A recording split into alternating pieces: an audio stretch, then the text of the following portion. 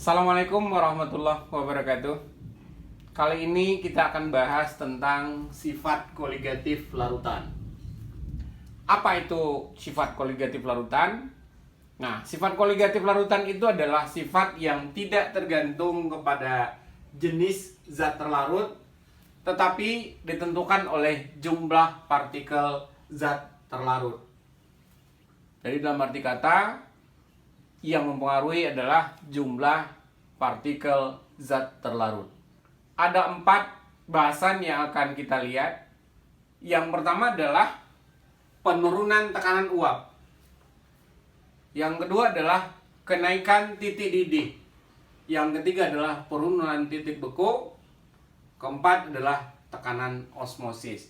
Dan kalau kita lihat dari keempat-empatnya ini, topik yang kita bahas, ada benang merahnya yang nanti kita akan bisa lihat bahwa semuanya ini akan tergantung kepada tekanan. Ya. Kenapa? Nanti ketika kita bahas misalnya tentang kenaikan titik didih. Nah, kenapa titik didih itu naik? Salah satunya adalah karena adanya penurunan tekanan uap pada larutan, adanya zat terlarut di dalam larutan menyebabkan tekanan uapnya lebih rendah, sehingga dia harus mendidih. Kalau dia harus mendidih, maka tekanan di dalam larutan itu jauh lebih tinggi nantinya, sehingga titik didihnya juga akan meningkat. Demikian juga kalau dengan tekanan osmosis. Nah, peristiwa osmosis juga dipengaruhi oleh tekanan. Kalau kita perhatikan nanti, kalau misalnya ada cairan yang encer, ada cairan yang pekat, maka cairan yang pekat itu memiliki tekanan uap yang lebih rendah. Sedangkan larutan yang encer, tekanan uapnya menjadi lebih tinggi. Makanya nanti akan terjadi aliran dari yang larutan yang encer ke larutan yang lebih pekat. Kemudian banyak sekali sebenarnya contoh-contoh dari aplikasi sifat koligatif larutan. Nah, diantaranya di sini adalah pembuatan es goyang. Nah, pembuatan es goyang mungkin ada yang pernah buat. Nah, itu salah satunya adalah dengan penambahan garam. Fungsinya apa ini penambahan garam? Penambahan garam itu akan menyebabkan suhunya menjadi akan lebih rendah. Kemudian cairan infus. Cairan infus itu harus yang mempunyai tekanan yang sama persis dengan tekanan yang ada pada darah, atau istilahnya nanti adalah tekanannya itu harus yang isotonis. Pertama kita akan bicarakan tentang penurunan tekanan uap. Nah, sebelum kita bahas mengenai bagaimana penurunan tekanan uap, kita jelaskan dulu tekanan uap itu apa sih sebenarnya. Nah, ini wadah dalam keadaan tertutup, ya, ini tertutup, wadah ini tertutup ini. Nah, pada keadaan awal, ya, seperti yang kita tahu bahwa zat cair itu mempunyai kecenderungan untuk menguap, ya, dia kecenderungannya adalah untuk menguap. Nah, kemudian dia menguap itu adalah tentu sampai suatu saat di mana uapnya itu nanti akan sudah jenuh. Dalam arti kata, di sini ketika dia sudah mulai jenuh, dalam arti kata nanti kemungkinan dia untuk menguap, dan sebaliknya jumlah yang mengembun itu akan sama banyak. Dimana di sini itu yang disebut dengan keadaan setimbang.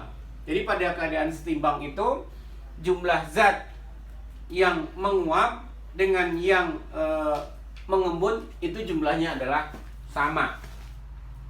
Nah, kemudian seperti yang disampaikan tadi bahwa di sini dia akan menyebabkan di luarnya itu adalah dia mempunyai apa yang disebut dengan tekanan uap jenuh, ya.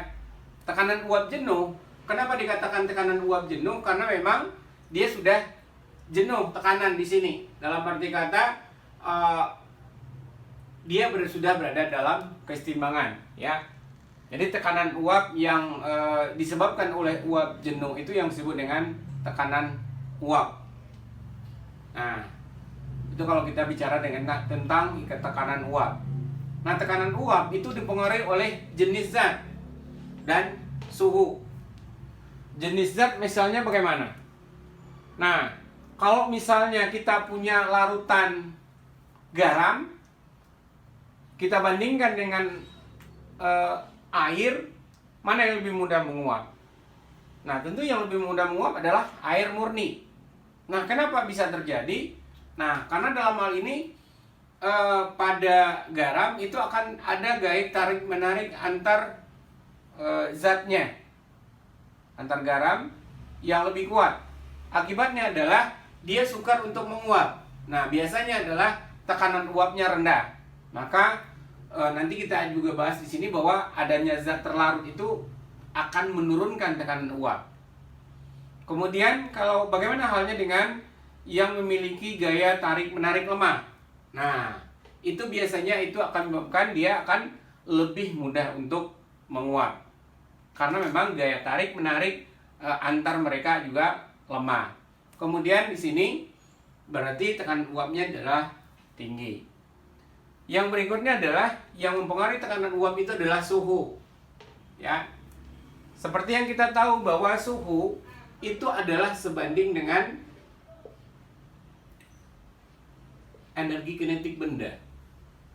Seperti yang kita tahu bahwa energi kinetik berarti ada hubungannya dengan gerakan partikelnya, ya.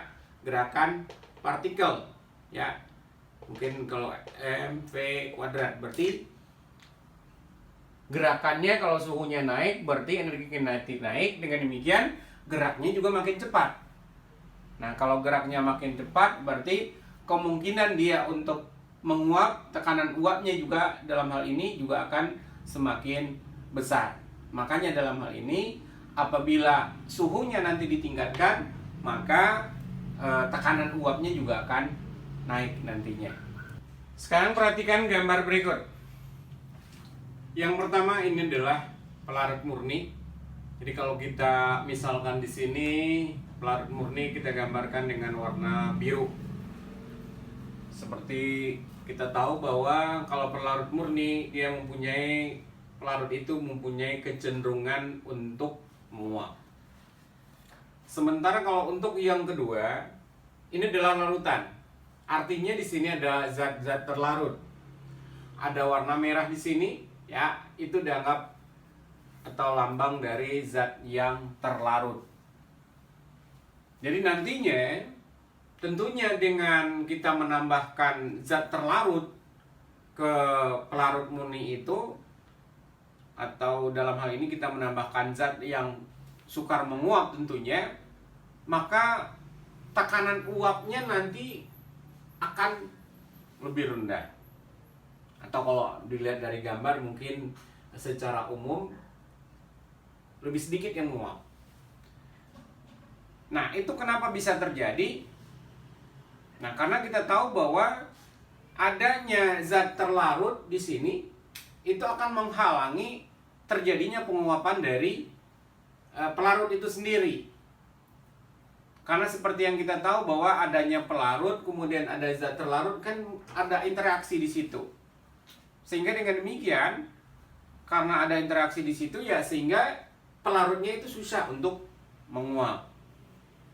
Nah, karena dia susah untuk menguap, tentu tekanan uapnya akan jauh lebih rendah dibandingkan dengan pelarut murni.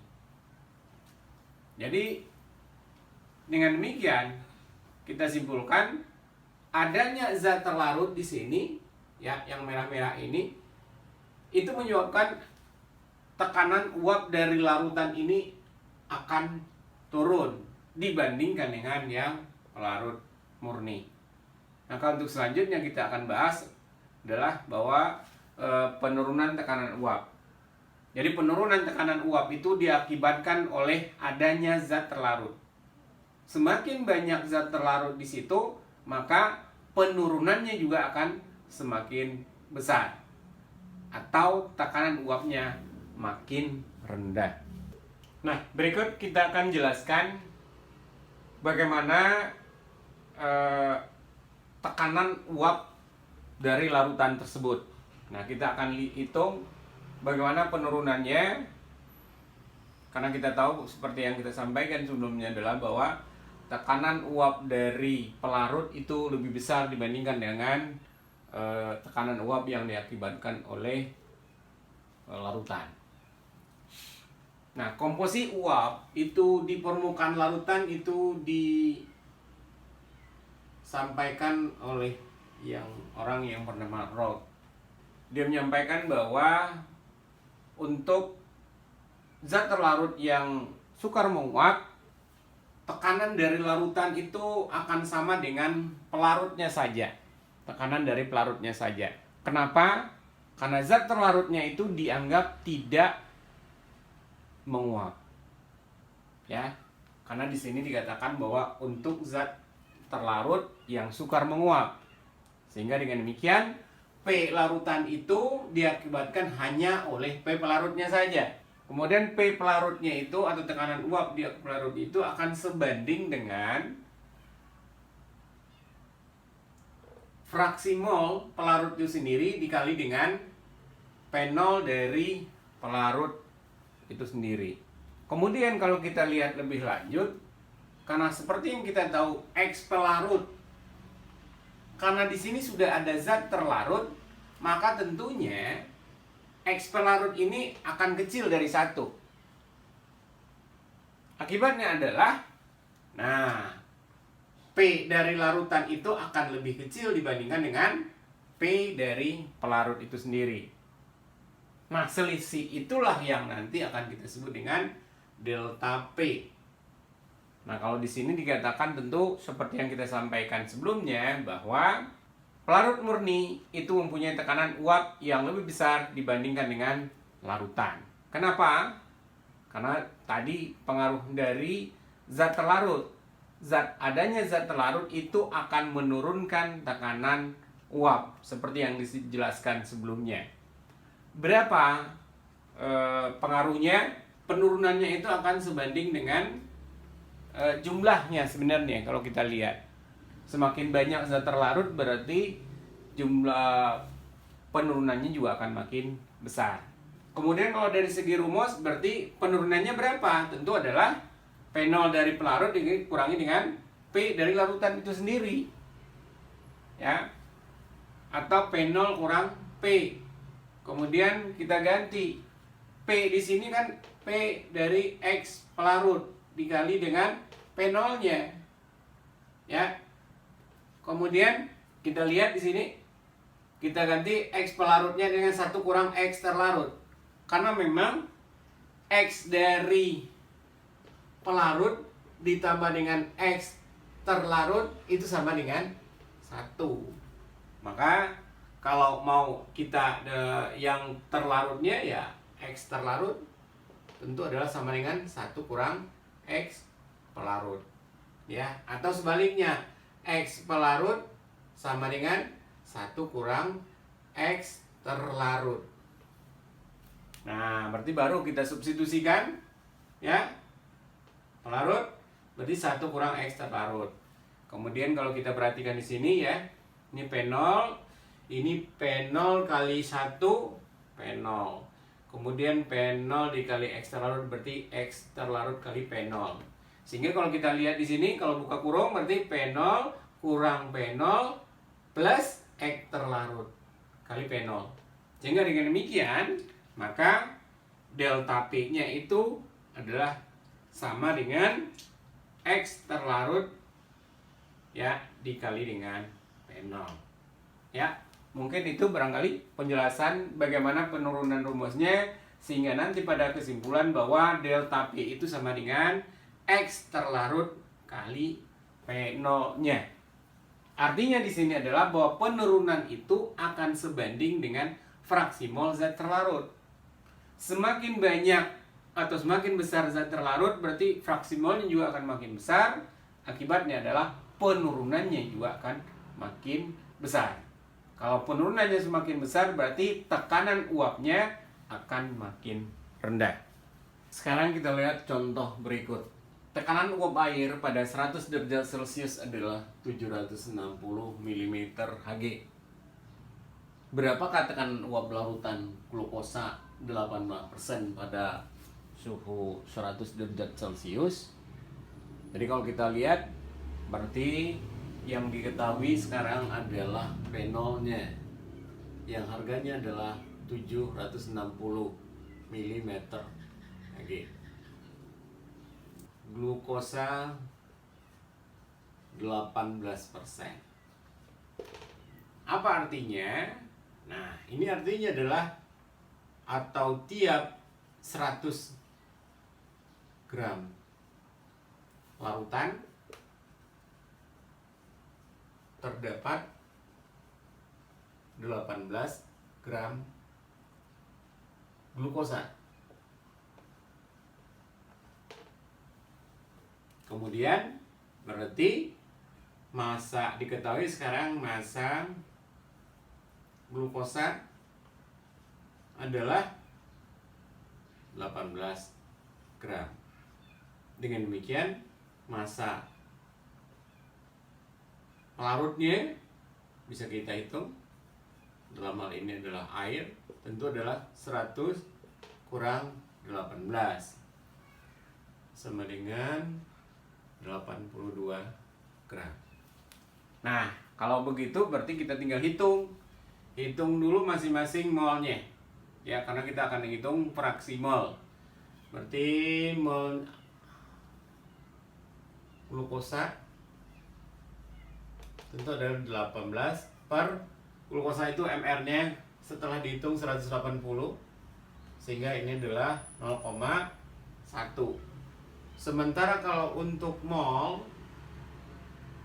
pelarut, mol air dalam hal ini tentu adalah 82 dibagi 18. Ya. Nah, ini kalau dihitung ternyata nanti akan dihasilkan angkanya adalah 4,55 mol. Itu hasilnya. Nah, kalau masing-masing molnya sudah kita dapatkan, berarti kita bisa menghitung fraksi mol. Nah, fraksi mol mana yang kita hitung?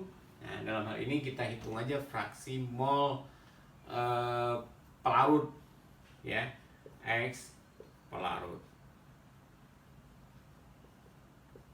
Dalam hal ini tentu adalah 4,55 dibagi dengan 4,55 tambah dengan glukosa sendiri 0,1. Nah, ini X pelarutnya. Kemudian kalau mau dihitung berapa tekanan uap air pada suhu 100, tentu adalah P-nya sama dengan yang angka ini nih. Kita nanti berarti 4,55 dibagi 4,55 tambah 0,1 dikali dengan harga fenolnya yang 760 mm Hg. Sehingga dengan demikian setelah dihitung nanti kita akan dapatkan angkanya adalah 743,66 mm Hg. Jadi kalau kita lihat di sini jelaslah bahwa kalau awalnya tekanannya adalah 760, sekarang tekanannya jadinya 743. Berarti dengan adanya glukosa yang 18% tadi, kita bisa lihat bahwa tekanannya akan terjadi penurunan. Berapa penurunannya? Kalau secara matematis kita bisa hitung sebenarnya dengan rumus tadi, ya, bahwa penurunan itu akan sebanding dengan fraksi mol zat terlarut itu sendiri. Kita bisa menghitung selisihnya saja, ya. Berarti delta P-nya tentu adalah 760 dikurangi dengan 743,66. Sehingga nanti akan dapatkan harganya 34 berarti 16. Nah, kita akan dapatkan penurunannya itu sebesar 16,34 mm Hg.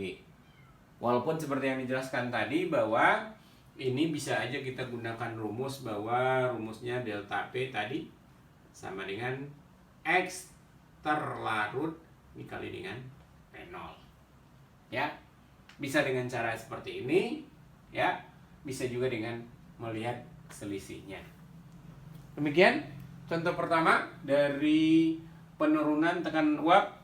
Jadi jelaslah bahwa kesimpulan kita bahwa adanya zat terlarut dalam hal ini adalah glukosa yang ditambahkan ke dalam air, maka menyebabkan nanti tekanan uap dari larutannya itu sendiri akan terjadi penurunan. Nanti kalau kita hubungkan dengan titik didih, apakah dia sudah mulai mendidih? Bisa dilihat juga di sini bahwa tekanannya turun, ya. Jadi 743. Berarti walaupun suhunya sudah 100 belum terjadi pendidihan. Mungkin ini kita akan bahas pada kenaikan titik didih. Contoh yang kedua, tekanan uap air pada 25 derajat Celcius adalah 23,76 mm Hg. Tentukan penurunan tekanan uap jika ke dalam 90 gram air ditambahkan 18 gram glukosa. Nah, seperti yang kita tahu sekarang, berarti P0-nya harganya adalah 23,76. Dengan demikian, ya, kalau berdasarkan soal berarti massa air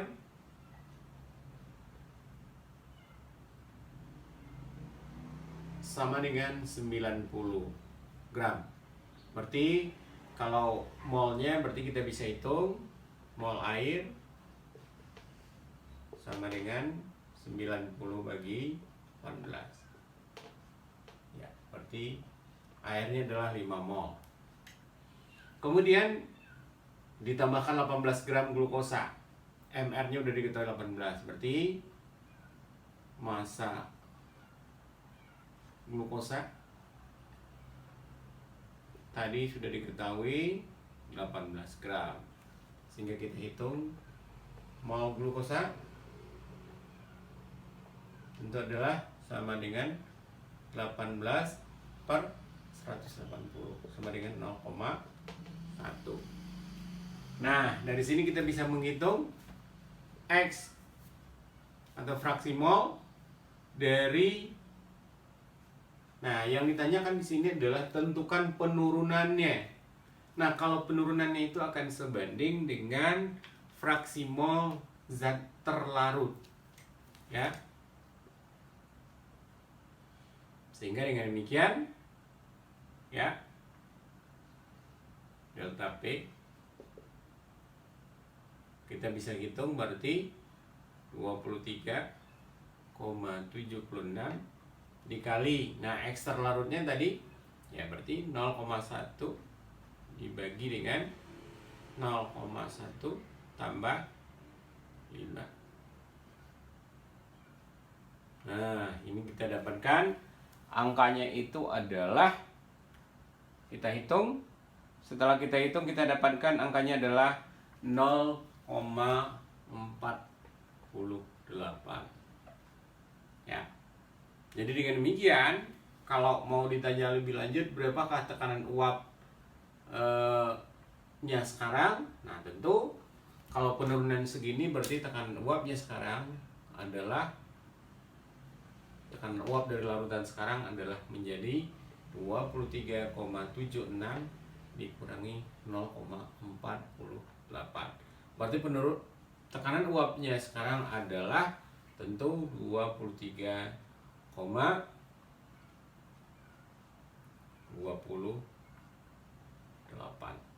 mm. Oke. Sekali lagi kalau kita perhatikan di sini, ya, kalau kita bandingkan hadap yang pertama, ya, jelas dia akan lebih kecil. Ya. Jadi dengan demikian, adanya zat terlarut itu akan menurunkan tekanan uapnya, dan penurunannya itu akan sebanding dengan fraksi mol zat terlarutnya.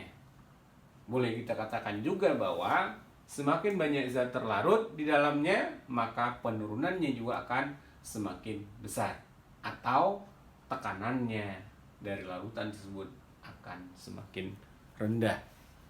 Selanjutnya, nah ini tugas bagi Anda. Yang pertama adalah tentukan tekanan uap larutan jenuh, larutan yang mengandung 12,5% massa urea CONH2 2 kali.